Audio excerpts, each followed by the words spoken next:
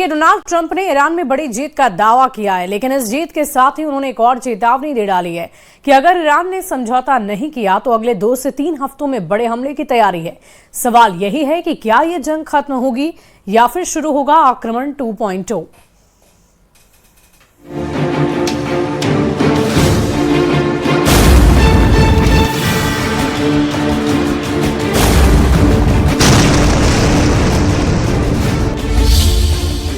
Trump का ऐलान, जीत लिया Iran.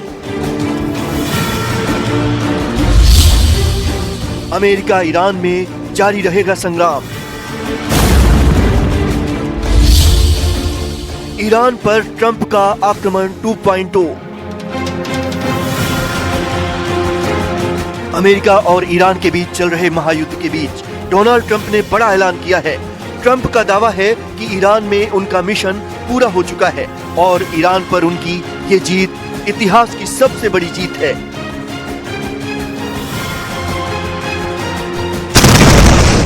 Our objectives are very simple and clear.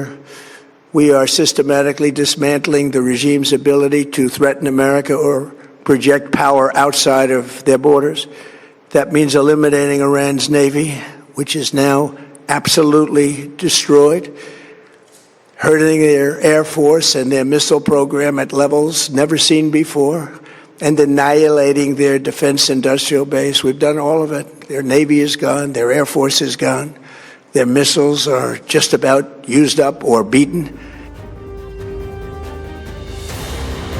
Trump ने ईरान पर अगले 2-3 हफ्तों में फिर बड़े हमले का ऐलान करते हुए कहा कि उन्होंने ईरान के परमाणु ठिकाने तबाह कर दिए। ईरान की सेना और नेवी पूरी तरह खत्म हो चुकी है। देश के बड़े नेता मारे जा चुके हैं और अब ईरान कभी परमाणु हथियार बनाने के बारे में सोच भी नहीं पाएगा।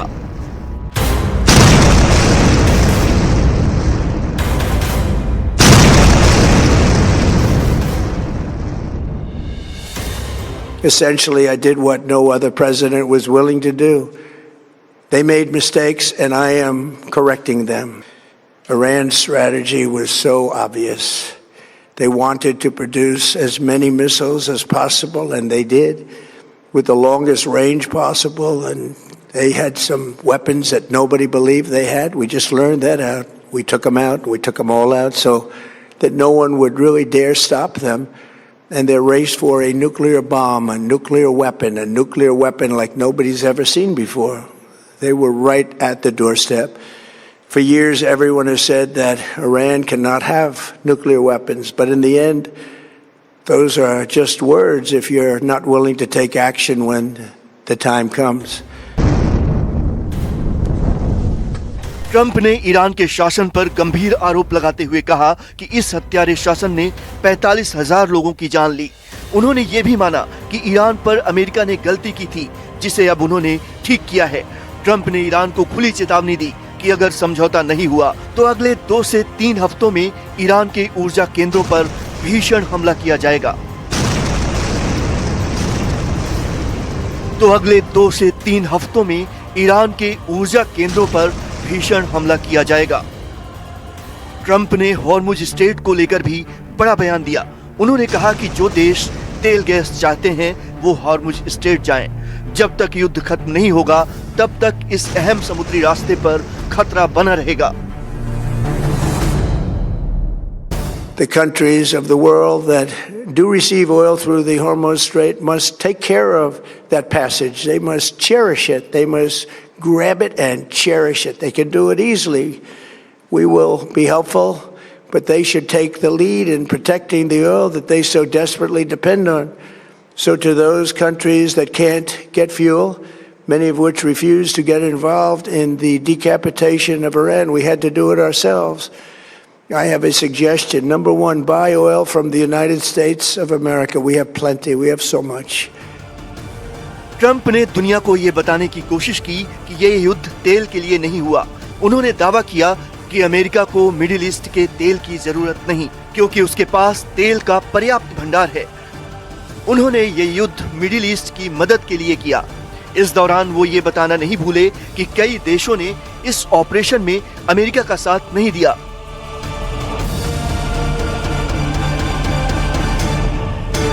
बड़ा सवाल ये है कि ट्रंप के ईरान पर जीत के ऐलान से महायुद्ध का अंत होगा या फिर ये एक नए टकराव की शुरुआत है। और इस वक्त अमेरिका के राष्ट्रपति डोनाल्ड ट्रंप नाटो के रवैये को लेकर बहुत ज्यादा गुस्से में है। सवाल है कि क्या अमेरिका नाटो से अलग होने वाला है। इस स्पेशल रिपोर्ट को आप देखिए।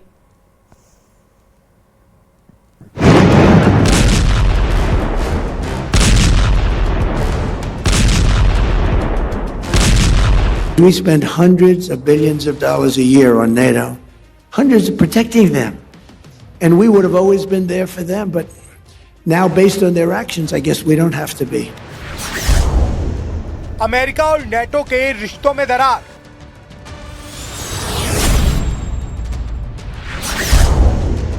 अमेरिका ने छोड़ा साथ तो क्या होगा नेटो का फ्यूचर। ईरान युद्ध में अमेरिका और नेटो के बीच दरार खुलकर सामने आ गई है। युद्ध के दौरान नेटो के रुख को लेकर डोनाल्ड ट्रंप बहुत ज्यादा गुस्से में हैं। ट्रंप ने साफ कहा है कि जो हमारे लिए नहीं है, हम उसके लिए नहीं हैं। पहले एक नजर एक महीने में ट्रंप के नेटो पर दिए गए बयानों पर डालते हैं। 16 मार्च को ट्रंप ने कहा था, हॉर्मुज पर अगर साथ नहीं दिया तो नेटो के भविष्य के लिए बहुत बुरा होगा। 17 मार्च को ट्रंप ने कहा था, अब हमें नेटो की जरूरत नहीं है। 21 मार्च को ट्रंप ने नेटो को कागजी शेर बताते हुए अमेरिका के बिना नेटो कुछ भी नहीं है ऐसा बयान दिया था। 25 मार्च को ट्रंप ने कहा था कि ब्रिटेन के एयरक्राफ्ट कैरियर अमेरिका के मुकाबले खिलौने हैं। और 27 मार्च को ट्रंप ने कहा, वो हमारे लिए वहां नहीं है तो हम उनके लिए क्यों रहें। अब शायद हमें नेटो के लिए वहां होने की जरूरत नहीं है। ट्रंप ने संकेत दिया था कि यदि भविष्य में नेटो पर हमला होता है तो अमेरिका उनकी सुरक्षा के लिए बाध्य नहीं होगा। और अब अमेरिका के विदेश मंत्री मार्को रूबियो के साथ रक्षा मंत्री पीट हेग्सेथ ने भी नेटो के रवैये को लेकर नाराजगी जाहिर की है। अमेरिका के विदेश मंत्री मार्को रूबियो ने कहा, अमेरिका नेटो से संबंधों पर फिर विचार करेगा। और रक्षा मंत्री पीट हेग्सेथ ने कहा, जरूरत के वक्त जो साथ ना हो ऐसे संगठन का कोई मतलब नहीं है। There are many more vessels flowing through today than there were conditions. And I think the president was clear this morning in his truth that there are countries around the world who ought to be prepared to step up on this critical waterway as well.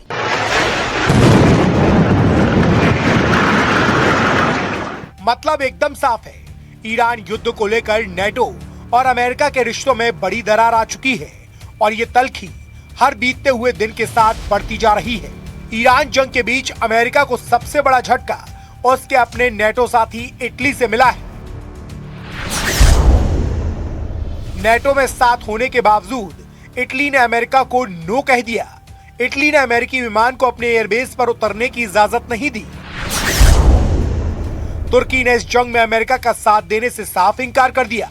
तुर्की ने साफ कहा, वो इस युद्ध में शामिल नहीं होगा बल्कि दोनों देशों के बीच मध्यस्थ की भूमिका निभाएगा। स्पेन ने भी अमेरिका को बड़ा झटका दिया और अपने हवाई क्षेत्र को अमेरिकी विमानों के लिए बंद कर दिया और साफ कहा कि इस युद्ध का हिस्सा नहीं बनेगा। इतना ही नहीं, स्पेन ने अपने सैन्य अड्डों के इस्तेमाल की अनुमति भी नहीं दी। हालांकि ब्रिटेन ने अमेरिका का साथ तो दिया लेकिन पूरी तरह नहीं। ब्रिटेन ने साफ कह दिया कि वो सिर्फ डिफेंसिव ऑपरेशन में मदद करेगा, अटैक में नहीं। फ्रांस और जर्मनी ने इस जंग में अलग ही रुख अपनाया है। दोनों देशों ने साफ कहा कि अभी सबसे जरूरी काम जंग रोकना है। खाड़ी देशों का रुख भी दिलचस्प है। सऊदी अरब और यूएई जैसे देश सीधे तौर पर जंग में शामिल नहीं हो रहे हैं, लेकिन अमेरिका को अपने सैन्य ठिकानों का इस्तेमाल करने दे रहे हैं। अब सवाल है कि अगर अमेरिका खुद को नेटो से अलग कर लेगा तो क्या होगा। इसे समझने के लिए पहले आप इन आंकड़ों को समझिए। नेटो के कुल सैन्य खर्च का 62% अकेले अमेरिका वहन करता है। अमेरिका हथियारों, मिसाइल डिफेंस और परमाणु सुरक्षा कवच की सप्लाई करता है। यूरोप डिफेंस के मोर्चे पर बहुत ज्यादा हद तक अमेरिका के सपोर्ट पर निर्भर है। रूस और यूक्रेन की जंग में भी अमेरिका ने नेटो का सबसे ज्यादा सपोर्ट किया है। मतलब नेटो के भविष्य पर मंडराता खतरा केवल एक राजनीतिक बहस नहीं है, बल्कि यदि अमेरिका इससे अलग होगा और उसके हटते ही सैन्य, वित्तीय और रणनीतिक शक्ति लगभग आधी रह जाएगी। मिडिल ईस्ट में जंग का मैदान और भी गर्म हो गया है। ईरान को घेरने के लिए अमेरिका और इजराइल की रणनीति अब उल्टी पड़ती नजर आ रही है। खाड़ी देशों के बाद नाटो को भी इस जंग में लाने की कोशिश हुई है, लेकिन यूरोप ने ये साफ दूरी बना ली। दूसरी तरफ हॉर्मुज स्ट्रेट में फंसी अमेरिकी रणनीति ने वॉशिंगटन टेंशन बढ़ा दी है। हालात ऐसे हो गए हैं कि ट्रंप का रुख कभी भी सख्त तो कभी भी नर्म नजर आ रहा है। ईरान को अमेरिका इजराइल ने मिलकर युद्ध में उलझाया, फिर खाड़ी देशों ने ईरान के खिलाफ मोर्चा खोला। इतने पर भी जब ट्रंप को जीत का भरोसा नहीं हुआ तो उन्होंने नेटो फोर्स को ईरान युद्ध में आने के लिए उकसाया। यूरोप के देशों को भी अमेरिका ने दोस्ती का हवाला दिया, लेकिन यूरोप के देश खुद को इस आग में झोंकने को तैयार नहीं। ब्रिटेन जैसे अमेरिका के कट्टर समर्थक देश ने भी ट्रंप को मायूस कर दिया है। The conflict in the Middle East has now entered a second month, and while we're working at pace for de-escalation and peace, it is now clear that the impact of this war will affect the future of our country. So today I want to reassure the British people that no matter how fierce this storm, we are well placed to weather it, and that we have a long-term plan to emerge from it a stronger and more secure nation. Trump NATO पर भड़के हुए हैं। Trump Europe से नाराज है, लेकिन वो NATO summit में शामिल हुए हैं। उन्होंने आर्टिकल 5 पर कमिटमेंट भी कर दिया है। That's why I'm here. If I didn't stand with it, I wouldn't be here. So you would defend countries even Well, if they what don't did I pay just up say? their fair Yes, share? of course. Why would I be here? Trump कभी गर्म तो कभी नर्म रुख अपना रहे हैं, क्योंकि हॉर्मुज स्ट्रेट में अमेरिका की गर्दन फंस गई है। भौगोलिक तौर पर हॉर्मुज ओमान की खाड़ी और फारस की खाड़ी के बीच का एक जल डमरू मध्य है। ये रास्ता काफी संकरा और उथला है, जहां पानी के नीचे तक जाकर ऑपरेशन करना मुमकिन नहीं है। हॉर्मुज का भूगोल ईरान के पक्ष में। यहाँ पर अगर अमेरिकी सैनिक उतरते हैं तो उन्हें युद्ध लड़ना होगा, जो काफी मुश्किल है। इसमें हताहत होने की संभावनाएं ज्यादा हैं। रास्ते के संकरा होने से यहाँ युद्धपोत ले जाना मुश्किल है। एक मामूली ड्रोन भी युद्धपोत को तबाह कर सकता है। इससे अमेरिका की पूरी दुनिया में किरकिरी होगी। अमेरिकी सैनिकों के लिए लैंड करना मुश्किल है। जैसे ही सैनिक लैंड करेंगे वैसे ही मारे जा सकते हैं। अगर ऐसा हुआ तो ऑपरेशन की शुरुआत में ही अमेरिका की भद पिट सकती है। यह भी गारंटी नहीं है कि हॉर्मुज पर कंट्रोल से ईरान की सरकार झुक जाएगी। कब तक वहां जंग लड़ेंगे? हॉर्मुज अगर ब्लॉक भी होता है तो इसका नुकसान अमेरिका को कम होगा, क्योंकि वो इस रास्ते से ज्यादा व्यापार नहीं करते हैं।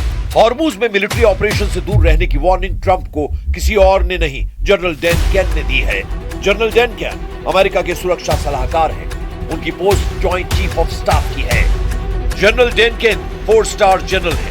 न्यूयॉर्क टाइम्स के मुताबिक जनरल केन ने ट्रंप को समझाया कि यहां ताकत से कब्जा नहीं किया जा सकता है। ईरान ने हॉर्मुज में जबरदस्त वॉर प्लान बना रखा है।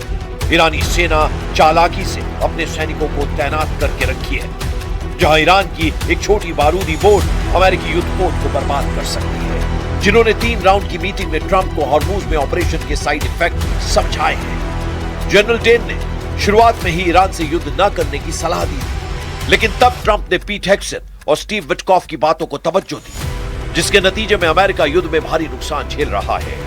इसी वजह से डोनाल्ड ट्रंप ने अपने जनरल की बातों पर गौर करना शुरू कर दिया है। ट्रंप के दांव चल नहीं रहे। युद्ध का बढ़ता प्रेशर उन्हें बेचैन कर रहा है। लेकिन इजराइल ये युद्ध तब तक खत्म नहीं करने वाला जब तक ईरान घुटने पर नहीं आता। नेतन्याहू ने युद्ध से अमेरिका के जाने के बाद की तैयारी शुरू कर दी है। ट्रंप के लिए अब ईरान युद्ध आगे कुआं पीछे खाई जैसा साबित हो सकता है, क्योंकि रूस ने खाड़ी युद्ध में दखल दे दिया है। पुतिन ने ट्रंप पर एटमी युद्ध भड़काने के आरोप लगाए हैं। इस आरोप को अमेरिका नजरअंदाज नहीं कर सकता। वजह रूस अमेरिका की जानी दुश्मनी है।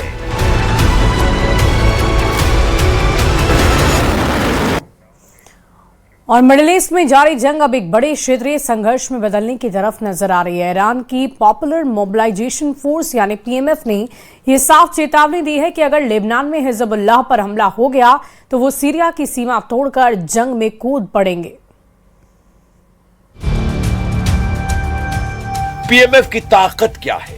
क्या इराक का मिलिशिया अमेरिका के दो बहुत खास साथी देशों पर हमला कर सकता है? इसे समझने से पहले पश्चिम एशिया के इस इलाके को समझिए और पीएमएफ की वार्निंग की जमीनी पिक्चर को जरा समझिए। ईरान के साथ पश्चिम में इराक का बॉर्डर है और इराक के साथ दक्षिण में कुवैत का बॉर्डर। इराक ईरान का मित्र देश है जबकि कुवैत ईरान का दुश्मन है। इराक में मौजूद पीएमएफ ने कहा है कि अमेरिका ने ईरान में अपनी सेना उतारी तो वो कुवैत को रौंद डालेंगे, यानी कुवैत के खिलाफ शुरू होगा ईरान का बॉर्डर तोड़ युद्ध। क्या ऐसा मुमकिन है? क्या पीएमएफ के पास इतनी ताकत है कि उसकी वार्निंग को अमेरिका बहुत गंभीरता से ले? तो सच यह है कि पीएमएफ ने इराक से आईएसआईएस जैसे आतंकी संगठन का खात्मा किया है। इसी फोर्स ने मोसुल में बगदादी के गढ़ को मिटा डाला था। यही वजह है कि पीएमएफ की सिर्फ कुवैत वाली वार्निंग ही नहीं बल्कि सीरिया वाले अलर्ट पर भी ट्रंप को संजीदा होना पड़ेगा। इराक में पीएमएफ यानी पॉपुलर मोबिलाइजेशन फोर्स ने सीरिया को भी अलर्ट कर दिया है। सीरिया में अहमद अल शरा यानी अल जुलानी की हुकूमत है और सीरिया से अगर लेबनान में हिजबुल्लाह पर हमला हुआ तो पीएमएफ के लड़ाके सीरिया बॉर्डर तोड़कर अंदर घुस जाएंगे, यानी कुवैत के साथ साथ सीरिया में भी शुरू हो जाएगा बॉर्डर तोड़ युद्ध। सीरिया का बॉस यानी अहमद अल शरा, जिसे दुनिया अल जुलानी के नाम से भी जानती है, ये शख्स डोनाल्ड ट्रंप का जिगरी दोस्त बन चुका है। ट्रंप अमेरिका में जुलानी को दावत दे चुके हैं और व्हाइट हाउस में जुलानी की तारीफ में कसीदे पढ़ चुके हैं, जबकि सच ये है कि जुलानी आईएसआईएस और अल कायदा का सरगना रह चुका है और अमेरिका ने उसके ऊपर $10 मिलियन का इनाम भी रखा था। लेकिन सीरिया में बशर अल असद सरकार का तख्ता पलट करने के बाद अब जुलानी ही वहां का चीफ है। ما لم تتعرض سوريا إلى استهدافات مباشرة من أي جهة فهي ستبقى خارج هذا الصراع. يكفي سوريا 14 سنة من الحرب، دفعنا خلالها فاتورة كبيرة جدا، فنحن لسنا مستعدين أن نخوض أيضا تجربة جديدة. من دخل غمار الحرب يعرف قيمة السلام. 2024 में जुलानी की ताजपोशी में सबसे बड़ा हाथ अमेरिका और इजराइल का रहा है। यही वजह है कि अब ट्रंप और नेतन्याहू चाहते हैं कि लेबनान सीरिया का बॉर्डर नया फ्रंट बन जाए। क्या ऐसा मुमकिन है? अमेरिका और इजराइल के रहमो करम पर सीरिया पर कब्जा करने वाले जुलानी का दावा है कि वो युद्ध में शामिल नहीं होगा, लेकिन अगर सीरिया पर मुसीबत आई तो ये एक विकल्प चुनना पड़ेगा। فليس هناك أحد مستعد لأن يخوض غمار الحرب إلا إذا اعتدي علينا بشكل كبير وواضح وفقدنا كل الحلول الدبلوماسية. सीरिया और कुवैत को कुचलने की ताकत इराक के मिलिशिया पीएमएफ में है और यह बात डोनाल्ड ट्रंप बहुत अच्छी तरह जानते हैं। इसे इराक का हिजबुल्लाह कहा जाता है और यह ताकत के मामले में लेबनान के हिजबुल्लाह से बड़ी ताकत साबित होगा। यही अमेरिका के लिए सबसे बड़ा खतरा है। 2014 में बनाई गई पॉपुलर मोबिलाइजेशन फोर्स में 2 लाख से ज्यादा लड़ाके हैं। यह फोर्स इराक की सेना का हिस्सा है और इराक के प्रधानमंत्री को रिपोर्ट करती है। लेकिन दूसरा सच यह है कि इस फोर्स को पूरी तरह ईरान कंट्रोल करता है। हथियार भी ईरान देता है, ट्रेनिंग भी ईरान देता है और लड़ाई का ऑर्डर भी ईरान से ही आता है। पीएमएफ ईरान के सुप्रीम लीडर यानी मुस्तफा खामनेई को अपना लीडर मानते हैं। इसी फोर्स ने इराक से आईएसआईएस का सफाया किया था। अगर ये 2 लाख लड़ाकों की फौज कुवैत और सीरिया की तरफ बढ़ी तो समझ लीजिए कि ईरान युद्ध एक इलाकाई युद्ध में तब्दील हो जाएगा और फिर ग्राउंड ऑपरेशन के काउंटर अटैक की जद में अमेरिका के साथी देश भी जाएंगे। ईरान के मिसाइल हमले का एक नया वीडियो देखिए। यहां अमेरिकी सैनिक ईरान के मिसाइल अटैक को रिकॉर्ड कर रहा था।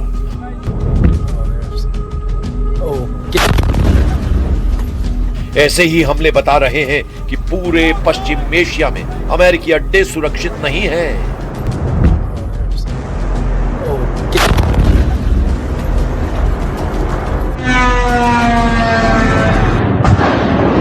इराक के इरबिल में अमेरिकी कंपनी के एक ठिकाने पर ईरान का शाहिद ड्रोन टूट पड़ता है। ऐसे हमलों को रोकने में डोनाल्ड ट्रंप नाकाम साबित हो रहे हैं।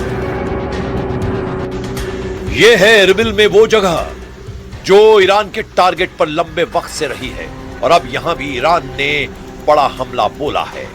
कुल मिलाकर अमेरिका का ग्राउंड ऑपरेशन बहुत बड़ी चुनौती लाने जा रहा है। तो आगे का रास्ता क्या है? हॉर्मुज में घिर चुके ट्रंप ईरान को तोड़ने के लिए हर कोशिश में जुटे हुए हैं। उनकी सेना ईरान के करीब पहुंच चुकी है। यूरोप के रास्ते नए बॉम्बर विमान भी पश्चिम एशिया की तरफ बढ़ रहे हैं। ट्रंप का ग्राउंड ऑपरेशन वाला इरादा मजबूत नजर आ रहा है, लेकिन इस ऑपरेशन की शुरुआत होने के बाद क्या होगा, इस पर सबकी नजर बनी हुई है। वहीं ब्रिटेन की वेबसाइट ईरान इंटरनेशनल का दावा है कि ईरान में तख्ता पलट हो चुका है और अब हुकूमत IRGC के हाथों में है, क्योंकि राष्ट्रपति मसूद पेजेश्कियान भी अब मुज्तबा खामनेई से नहीं मिल पा रहे हैं। कहने का मतलब IRGC ने मुज्तबा खामनेई की सरकार पर कब्जा कर लिया है, इसीलिए वो सामने नहीं आ रहे। लेकिन एक रिपोर्ट ये भी है कि ईरान इंटरनेशनल के सिर्फ नाम से ईरान है, जबकि ये ब्रिटेन की वेबसाइट है और ये सऊदी अरब के फंड से चलती है। अगले 24 घंटे इस युद्ध में बहुत अहम होने वाले हैं। डोनाल्ड ट्रंप का कोई भी फैसला इस जंग को या तो खत्म कर देगा या फिर इस लेवल पर भड़का देगा जहां से वापसी की उम्मीद कब होती चली जाएगी। पूरी दुनिया के लिए यह बहुत मुश्किल वक्त है।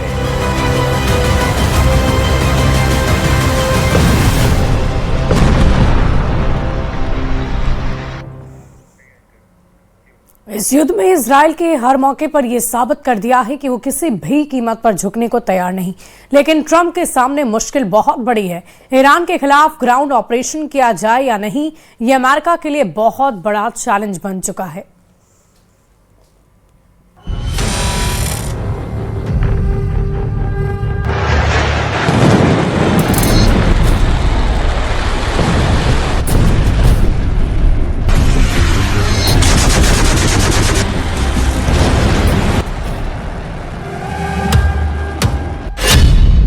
अमेरिका के खिलाफ ईरान ने शुरू कर दिया है ऑपरेशन शार्क।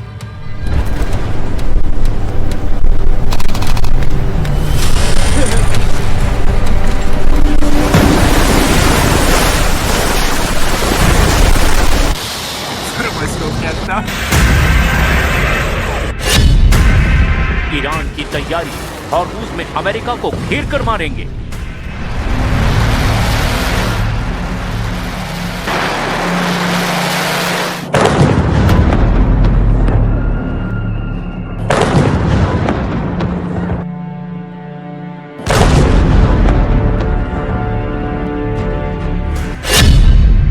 अब ट्रंप क्या करेंगे?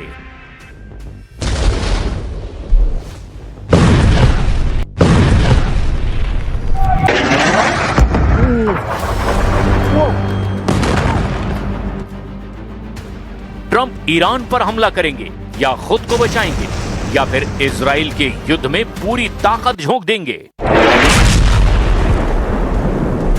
जबकि नेतन्याहू ने साफ कर दिया है कि ईरान के खिलाफ ग्राउंड ऑपरेशन में इजराइल शामिल नहीं होगा और इसकी वजह है इजराइल का फ्रंट। एक तरफ ईरान का हमला, दूसरी तरफ इजराइल पर अटैक। युद्ध में एक दूसरे को पूरी तरह खत्म करने के लिए एड़ी चोटी का जोर लगा रहे हैं ईरान और इजराइल। युद्ध कितना लंबा खींचेगा, ये तस्वीरें बता रही है ईरान की पावर ग्रिड पर हमले के बाद। इजराइल की बहुत ही खास रिफाइनरी टारगेट बनी है। यह है उत्तरी इजराइल का शहर हाइफा और यहां रिफाइनरी पर हुआ है बड़ा हमला।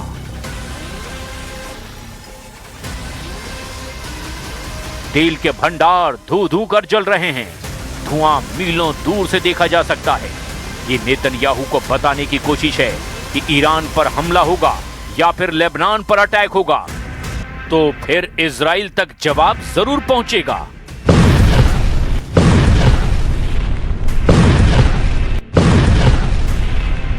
इजराइल के दूसरे सबसे बड़े शहर हाइफा में हमला हुआ। इससे पहले मिसाइल या रॉकेट अटैक वाला सायरन भी बजा।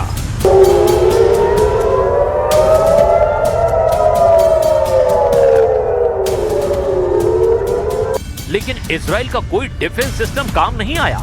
हाइफा की बाजान रिफाइनरी पर हुए हमले के बाद फ्यूल स्टोरेज में आग लग गई। इजराइल की सरकार का दावा है कि हाइफा के रिफाइनरी को ज्यादा नुकसान नहीं पहुंचा है और तेल की सप्लाई पर कोई असर नहीं पड़ेगा।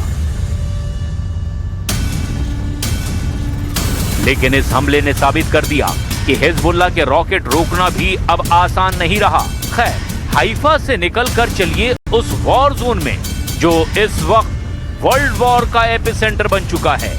ट्रंप ने ईरान में ग्राउंड ऑपरेशन चलाने का फैसला लिया है। ऐसे में ईरान क्या करेगा? ईरान की सेना ने कहा कि फारस की खाड़ी और हॉर्मुज के समुद्री गलियारे में अमेरिका की फौज पहुंची।